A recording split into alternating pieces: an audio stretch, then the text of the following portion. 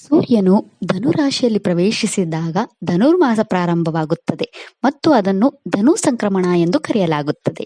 ಇದು ಸಾಮಾನ್ಯವಾಗಿ ಡಿಸೆಂಬರ್ ಮಧ್ಯದಲ್ಲಿ ಪ್ರಾರಂಭವಾಗುತ್ತದೆ ಮತ್ತು ಜನವರಿ ಮಧ್ಯದಲ್ಲಿ ಕೊನೆಗೊಳ್ಳುತ್ತದೆ. ಸೂರ್ಯನು ಧನುರಾಶಿಯಿಂದ ಮಕರ ರಾಶಿಗೆ ಸ್ಥಳಾಂತರಗೊಂಡು ಮಕರ ಸಂಕ್ರಾಂತಿಯೊಂದಿಗೆ ಕೊನೆಗೊಳ್ಳುವ ಅವಧಿ ಇದು.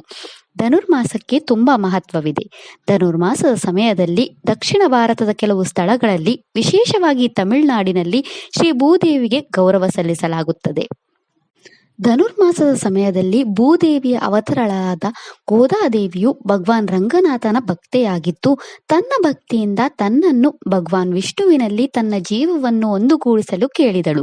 ಅವಳು ಅವಳ ಭಕ್ತಿಯಿಂದ ಯಶಸ್ವಿಯಾಗಿ ರಂಗನಾಥನನ್ನು ಸ್ತುತಿಸಿದಳು ಮತ್ತು ಅವನೊಂದಿಗೆ ವಿವಾಹವಾದಳು.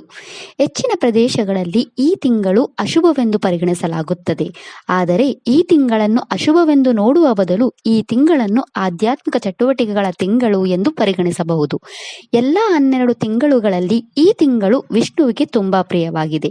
ಲೌಕಿಕ ವಿಷಯಗಳಿಂದ ವಿಚಲಿತರಾಗದೆ ಆಧ್ಯಾತ್ಮಿಕ ಜ್ಞಾನ ಮತ್ತು ಮೋಕ್ಷವನ್ನು ಪಡೆಯಬಹುದಾದ ತಿಂಗಳು ಇದು.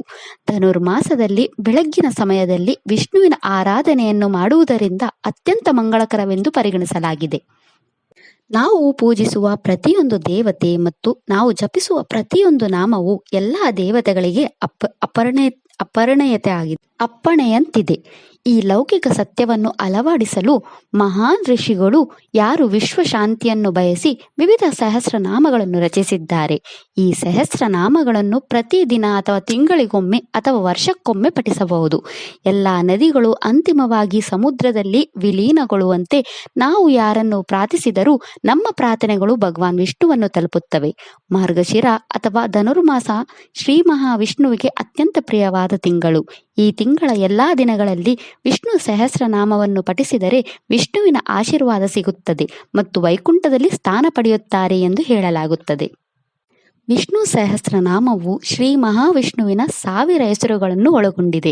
ಈ 1000 ನಾಮಗಳನ್ನು 108 ಶ್ಲೋಕಗಳಾಗಿ ವಿಂಗಡಿಸಲಾಗಿದೆ ಮತ್ತು ಇದನ್ನು ವಿಷ್ಣು ಸಹಸ್ರನಾಮ ಸ್ತೋತ್ರ ಎಂದು ಕರೆಯಲಾಗುತ್ತದೆ. ಮಹಾಭಾರತದ ಅನುಶಾಸನ ಪರ್ವದಲ್ಲಿ ವಿಷ್ಣು ಸಹಸ್ರನಾಮವನ್ನು ಉಲ್ಲೇಖಿಸಲಾಗಿದೆ. ಮಹಾಭಾರತದ ಯುದ್ಧದ ನಂತರ ರಾಜ ಯುಧಿಷ್ಠಿರನು ಯುದ್ಧದಿಂದ ತೃಪ್ತನಾಗಲಿಲ್ಲ. ಅವನ ಮನಸ್ಸಿನಲ್ಲಿ ಬಹಳಷ್ಟು ಪ್ರಶ್ನೆಗಳಿದ್ದವು. ಆ ಪ್ರಶ್ನೆಗಳಿಗೆ ಉತ್ತರಗಳನ್ನು ಪಡೆಯಲು ರಾಜ ಯುಧಿಷ್ಠಿರ ಮತ್ತು ಇತರ ಪಾಂಡವರು ಶ್ರೀಕೃಷ್ಣನೊಂದಿಗೆ ಭೀಷ್ಮ ಆಚಾರ್ಯರ ಬಳಿಗೆ ಬಂದರು. ಆ ಸಮಯದಲ್ಲಿ ಭೀಷ್ಮ ಆಚಾರ್ಯರು ಈ ವಿಷ್ಣು ಸಹಸ್ರನಾಮವನ್ನು ಹೇಳಿದರು. ಈ ವಿಷ್ಣು ಸಹಸ್ರನಾಮವು ಯುಧಿಷ್ಠಿರನು ಕೇಳಿದ್ದ ಪ್ರಶ್ನೆಗಳಿಗೆ ಭೀಷ್ಮಾಚಾರ್ಯರಿಂದ ಉತ್ತರವಾಗಿತ್ತು. ಪ್ರತಿದಿನ ವಿಷ್ಣುವಿನ ಈ ನಾಮಗಳನ್ನು ಜಪಿಸುವವರು ಅಥವಾ ಕೇಳುವವರು ಉತ್ತಮ ಆರೋಗ್ಯ, ಸಂಪತ್ತು, ಭಯ, ಕೋಪ, ಅಸೂಯೆ ಮುಂತಾದ ನಕಾರಾತ್ಮಕ ಭಾವನೆಗಳಿಂದ ಮುಕ್ತರಾಗುತ್ತಾರೆ ಎಂದು ಹೇಳಲಾಗುತ್ತದೆ. ಭಗವಾನ್ ವಿಷ್ಣುವು ಇಡೀ ಬ್ರಹ್ಮಾಂಡದ ಜೀವವನ್ನು ಉಳಿಸುವವನು ಎಂದು ಉಪನಿಷತ್ತುಗಳು ಉಲ್ಲೇಖಿಸಲಾಗುತ್ತವೆ. ಬುದ್ಧಿವಂತಿಕೆ, ಅಮರತ್ವ, ವಾತ್ಸಲ್ಯ ಮತ್ತು ಈ ಸಂಪೂರ್ಣ ಸೃಷ್ಟಿಯಲ್ಲಿನ ಇತರ ಅನೇಕ ವಿಶಿಷ್ಟ ಲಕ್ಷಣಗಳು ಭಗವಾನ್ ವಿಷ್ಣುವಿನಿಂದ ವಿಕಸನಗೊಂಡಿವೆ. ಎಲ್ಲಾ ರೀತಿಯ ಸಂಪತ್ತು ಮತ್ತು ಸಮೃದ್ಧಿಗೆ ಭಗವಾನ್ ವಿಷ್ಣುವೇ ಮೂಲ.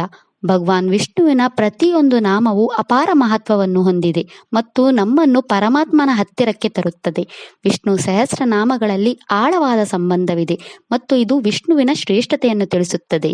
ಈ ಸಹಸ್ರನಾಮಗಳನ್ನು ಪ್ರಾಮಾಣಿಕತೆ ಮತ್ತು ಭಕ್ತಿಯಿಂದ ಪಠಿಸುವವರು ಮಾನಸಿಕ ಮತ್ತು ದೈಹಿಕ ಶುದ್ಧಿಯನ್ನು ಪಡೆಯುತ್ತಾರೆ. ಅನೇಕ ಶತಮಾನಗಳಿಂದ ಹೆಚ್ಚಿನ ಕುಟುಂಬಗಳಲ್ಲಿ ಈ ಸಹಸ್ರನಾಮಗಳನ್ನು ಪಠಿಸುವುದು ಸಾಮಾನ್ಯ ಅಭ್ಯಾಸವಾಗಿದೆ. ಇದು ಮನಸ್ಸಿನ ಮೇಲೆ ಶಾಂತಗೊಳಿಸುವ ಪರಿಣಾಮವನ್ನು ತರುತ್ತದೆ. ಇದಲ್ಲದೆ ಇದು ಭಕ್ತರ ಮನಸ್ಸಿನಲ್ಲಿ ಭಕ್ತಿ ಮತ್ತು ಕರುಣೆಯನ್ನು ಅಳವಡಿಸುತ್ತದೆ. ವಿಶೇಷವಾಗಿ ಧನುರ್ಮಾಸದಲ್ಲಿ ಪ್ರತಿದಿನ ವಿಷ್ಣು ಸಹಸ್ರನಾಮವನ್ನು ಪಠಿಸಿ ಮತ್ತು ಸಂಪತ್ತು, ಆರೋಗ್ಯ, ಶಾಂತಿ ಮತ್ತು ಶಾಶ್ವತ ಆನಂದವನ್ನು ಪಡೆಯಿರಿ. ಇದಿಷ್ಟು ಧನುರ್ಮಾಸದಲ್ಲಿ ವಿಷ್ಣು ಸಹಸ್ರನಾಮ ಪಠಣದ ಮಹತ್ವದ ಬಗ್ಗೆ. ಈ ವಿಡಿಯೋ ಇಷ್ಟ ಆದರೆ ಲೈಕ್ ಮಾಡಿ, ಶೇರ್ ಮಾಡಿ ಮತ್ತು ಚಾನೆಲ್ ಸಪೋರ್ಟ್ ಮಾಡೋಕೆ ಸಬ್ಸ್ಕ್ರೈಬ್ ಮಾಡಿ. ಧನ್ಯವಾದಗಳು.